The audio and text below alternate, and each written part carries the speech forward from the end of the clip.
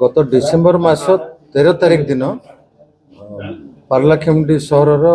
वरिष्ठ सांबादिक द्विजेन पाड़ी घर बर्गलारी होइतिबार रिपोर्ट आमको मिलता एवं ता परे परे पुणी से डिसेम्बर 27 तारिख दिन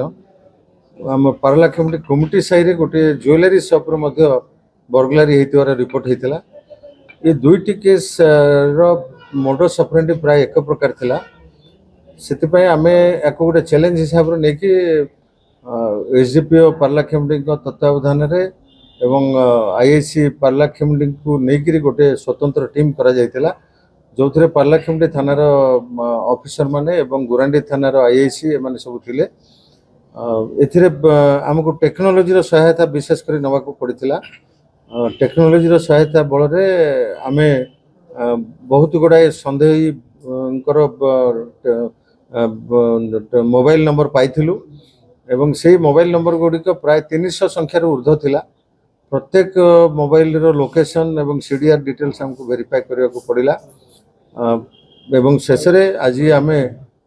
सफलतार सहित से दुईटी केस सहित आउ दुईटी बर्गलारी टोटाल 4टी बर्गलारी केस डिटेक्ट करने को आमर पुलिस टीम सक्षम होती प्राय 10 केजी ओजन रूपा अलंकार एवं समस्त चोरी जाइथिबा सुना अलंकार जहाँकि प्राय 10 तोलारू अधिका हेब एवं कैश 33,000 टंका ता व्यतीत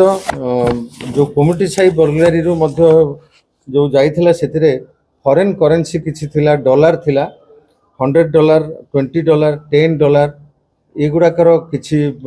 आम करेन्सी पाइचु श्रीलंकान करेन्सी आम गोटे घर चोरी होता पाइचु